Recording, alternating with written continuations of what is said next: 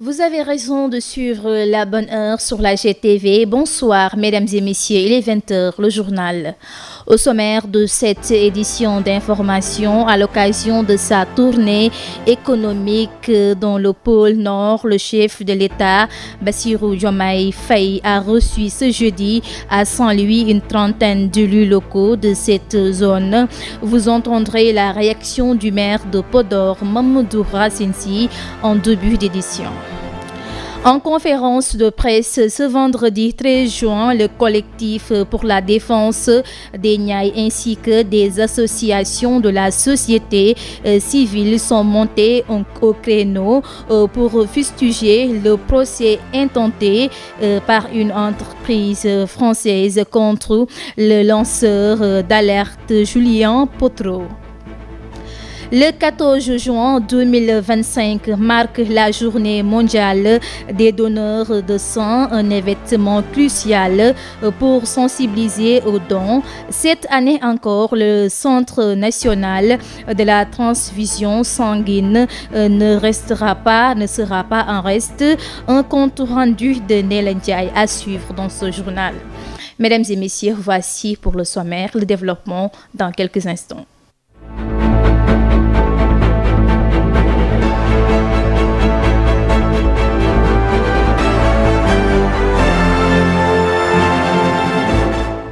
Rebonsoir mesdames et messieurs et merci pour votre fidélité. Je vous le disais en titre, à l'occasion de sa tournée économique dans le pôle Nord, le chef de l'État Bassirou Diomaye Faye a reçu ce jeudi à Saint-Louis une trentaine d'élus locaux de cette zone, dont le maire de la commune de Podor, Mamadou Racine Sy. Prévue pour une durée, 1 heure, la rencontre s'est finalement étalée sur 3 heures. Les maires de Podor, Mamadou Racine Sy et de Méry, Aboubakar Sow, se félicitent dans cet échange avec le président de la République. C'est au micro de Mansour Diassé et de Yakhla Kounta. Cette rencontre avec le chef de l'État qui a duré plus longtemps que prévu. Ceci dit, c'est en raison de la volonté du chef de l'État d'écouter l'ensemble des exécutifs locaux qui étaient présents sur place. C'est un geste qui a été magnifié par l'ensemble des participants et ça a permis des échanges. Évidemment, ces échanges ne pouvaient pas, encore une fois, se traduire par une réponse immédiate, mais lui-même, il nous a conseillé de consigner ça dans une lettre qu'il faudra envoyer aux différents ministres concernés ou à lui-même. Et vraiment, de ce point de vue-là, globalement, on peut dire que ça a été une rencontre positive. Bon, ce que je veux dire, c'est exactement ce que M. le maire de Podor vient de dire. C'est son Excellence le président de la République nous a quand même fait une agréable surprise en donnant la parole donc, à tous les élus donc, qui étaient présents sur la salle. C'était quand même extraordinaire pour prendre la parole et évoquer les difficultés, les doléances qu'ils avaient au niveau donc, des différentes communes. Je pense que ça a été fait. Et entre autres, c'est des problèmes d'agriculture, les problèmes d'élevage, les problèmes de la pêche, les problèmes d'accès à l'eau potable, les problèmes d'électrification, etc., les problèmes d'accès aux infrastructures sociales de base. Donc vraiment, ça a été donc, une discussion très intéressante et qu'il est disposé tout à fait donc, à étudier. Et il aidera aussi à trouver des solutions par rapport donc, à ces différentes contraintes. Et il a très bien apprécié donc, cela, le fait d'écouter donc, les élus. Je pense que c'est quelque chose qui était très important et intéressant. Et puis le collectif pour la défense des Niayes en partenariat avec la plateforme de lutte des forces vives de la nation FRAPP, article 25 et la société civile a tenu ce vendredi 13 juin une conférence de presse pour se prononcer sur le procès intenté par la multinationale Hermet Grande-Côte contre le lanceur d'alerte Julien Potreau. Cette rencontre a aussi permis d'évoquer la situation que cette entreprise française fait subir selon eux à la zone des Niayes, telle que la délocalisation non notifiée du site du village, entre autres. C'est un compte rendu signé Amsatou Gano Sirignan. pour la défense des Niayes, soutenu par des organisations de la société civile, est sorti de ses gonds pour se prononcer sur le procès en cours entre le lanceur d'alerte Julien Potron et la multinationale Eramet Grande Côte, une manière pour eux d'alerter l'opinion. Oser partager des articles de presse questionnant les conditions d'obtention de licences d'exploitation minière par la société MDL, antérieure à Eramet, vaut-il un procès? Où la partie plaintive demande, entre autres, et je cite, une contrainte par corps et de payer solidairement la somme de 500 millions de francs CFA de dommages et intérêts. Cette entreprise, qui a déjà commercialisé pour plus de 1000 milliards de francs CFA de sable minéralisé, autrement appelé zircon, du sol sénégalais, en ne reversant que 51 milliards de redevances minières à notre État. Aurait-elle encore et toujours besoin d'argent? Le procès n'est pour eux qu'une manière de masquer les autres problèmes occasionnés par l'implantation de la multinationale. Je ne vois pas ce que gagne cette entreprise à creuser à tout va, délocaliser des villages, profaner des cimetières. Je trouve cela inacceptable. D'après le collectif, l'entreprise extractive aurait dupé selon eux les habitants pour commettre ces forfaits. Ils avaient promis aux villageois de Fort que jamais ce village de Fort ne serait délocalisé. Les habitants étaient d'accord pour ça. Ils avaient dit qu'ils allaient intervenir par rapport à l'eau potable. Effectivement, quelques périodes après, ils ont installé un château d'eau. Mais entre 2013 et 2017, jamais une goutte d'eau n'a coulé à travers donc, le château d'eau. Ça, rassurez-vous. À l'instant, parlons d'autre chose, mesdames et messieurs. Donnez votre sang, donnez de l'espoir. Ensemble, nous sauvons des vies. C'est sous ce thème que le Centre national de la transfusion sanguine compte commémorer la journée mondiale du donneur de sang ce samedi 14 juin 2025.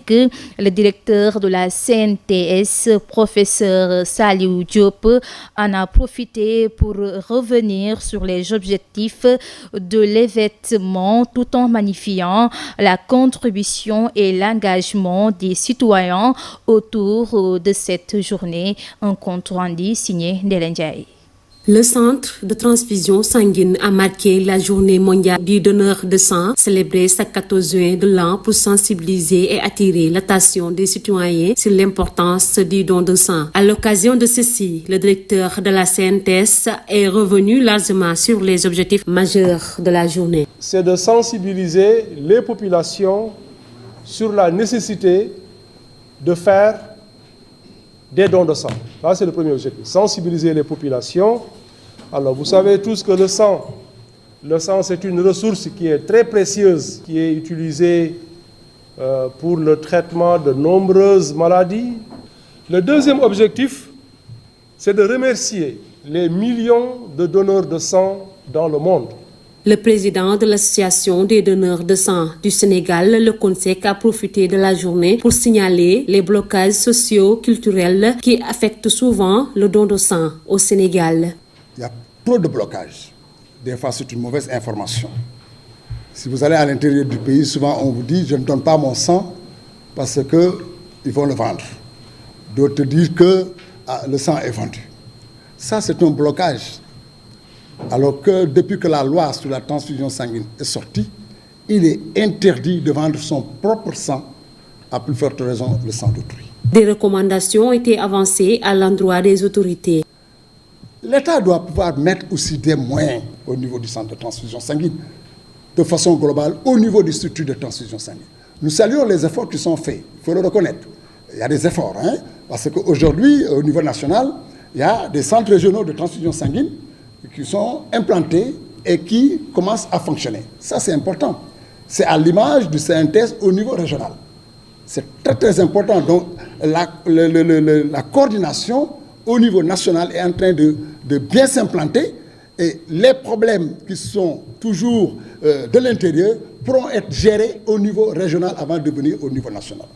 mais c'est des moyens qui manquent au niveau de CNTS. Chaque année, le 14 juin, les pays du monde entier célèbrent la journée mondiale du don de sang, une journée consacrée à l'expression de la gratitude envers les donneurs de sang, volontaires et non rémunérés, pour leur contribution à sauver des vies.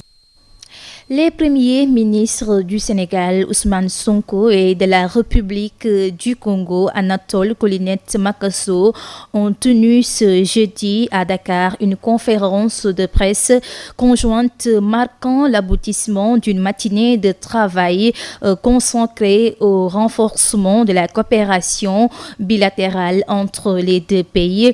Cette rencontre intervient au 3e jour de la visite de travail de 5 jours du chef du gouvernement congolais au Sénégal.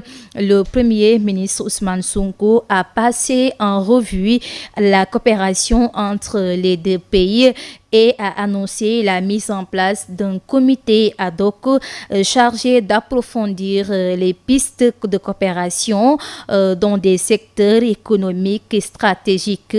Écoutons à ce propos le chef du gouvernement sénégalais. Les travaux ont été riches en enseignements. Nous avons survolé la coopération dans le sens du cadre juridique qui l'encadre actuellement. Vous savez que le Congo et le Sénégal entretiennent des relations depuis presque les indépendances des deux pays. Des accords ont été signés depuis les années 70 jusqu'à présent.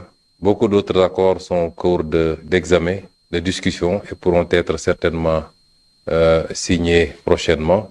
Et des accords ont été signés dans le domaine de la coopération militaire, défense et sécurité, dans le domaine de l'enseignement supérieur, dans le domaine culturel, dans le domaine des transports et dans beaucoup d'autres domaines. Mais ce qui était important aujourd'hui, c'est d'acter des mesures de relance de cette coopération à travers la réactivation certainement de la commission mixte paritaire qui ne s'était pas plus réunie depuis 2018, mais à travers la décision que nous avons prise de mettre en place un comité ad hoc qui se chargera de réfléchir, d'approfondir les pistes de coopération qui ont été évoquées aujourd'hui dans des secteurs économiques importants sur lesquels nos deux pays peuvent s'enrichir mutuellement, notamment le secteur de l'énergie, le secteur de l'exploitation forestière, particulièrement le bois, mais le secteur de l'agriculture également, et beaucoup d'autres secteurs, indépendamment de la revue qui a été faite avec les différents ministères ici présents, l'assainissement, l'enseignement supérieur, les forces armées et le ministère du Commerce et de l'Industrie. C'est dire donc que nous sortons de cette matinée de travail très satisfaits et très confiants de pouvoir impulser une dynamique nouvelle pour cette relation entre nos deux pays. C'était Ousmane Sonko, le chef du gouvernement sénégalais, et puis l'Agence nationale de l'aviation civile et de la météorologie du Sénégal, l'ANACIM, a annoncé une alerte concernant des pluies attendues dans la période du 11 au 14 juin à Dakar et d'ailleurs connu sa première pluie. Écoutons à ce propos les explications de Abdoulaye Diouf, responsable du service de prévision et de réduction des risques à l'ANACIM. Effectivement, les services météorologiques de l'ANACIM avaient émis une alerte de pluie modérée à faible dans certains endroits du pays et devenant même forte sur la partie est et sud du pays. Et les plus faibles étaient attendus beaucoup plus au centre du pays et dans les localités nord et ouest. Et c'est ce qui s'est avéré, étant donné que depuis avant-hier, des pluies ont été enregistrées sur une bonne partie du pays, notamment dans les localités est et sud du pays, avec des quantités même qui ont atteint 40 à 50 mm sur ces localités. Et ce système-là est en train d'évoluer sur le pays et devrait toucher une bonne partie des localités centre, ouest et nord du territoire. En termes de perspective, il est attendu que le temps redevienne progressivement stable sur une bonne partie des localités du pays, particulièrement au centre et au nord, Donc l'essentiel des pluies sont attendus dans les jours à venir, beaucoup plus sur la partie sud du pays et sud-est, notamment vers Kédougou et un petit peu Tambacounda. Et la semaine prochaine, tel que ça a été dit dans le bulletin mensuel, donc on s'attend à ce que le temps soit stable sur une bonne partie du pays, hormis le sud bien sûr, où nous avons toujours la présence de la mousson, et de ce fait, quelques pluies resteront toujours enregistrées. Et maintenant, la semaine suivante, c'est là où nous aurons un regain d'activité pluvieuse qui devrait au fur et à mesure intéresser une bonne partie des localités du territoire, et notamment le mois de juin sera davantage pluvieux. À l'instant, parlons de l'actualité internationale alors que la 4e édition de l'exposition économique et commerciale Chine-Afrique s'est ouverte ce 12 juin 2025 au centre du pays. Pékin a annoncé son intention de supprimer les droits de douane sur les produits de 53 pays africains. Objectif affiché par les autorités chinoises: stimuler les exportations africaines et réduire la balance commerciale largement en défaveur du continent.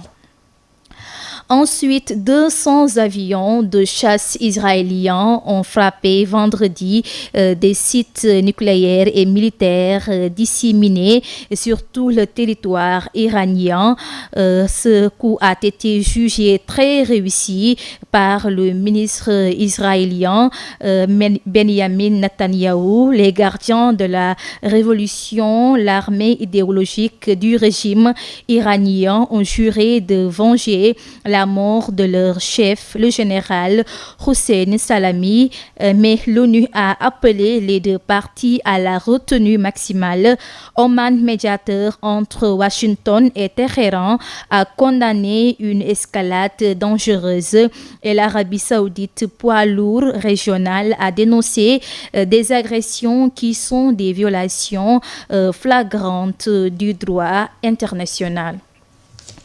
Et mesdames et messieurs, cette page internationale met fin à cette édition du soir. Merci à tous ceux qui ont participé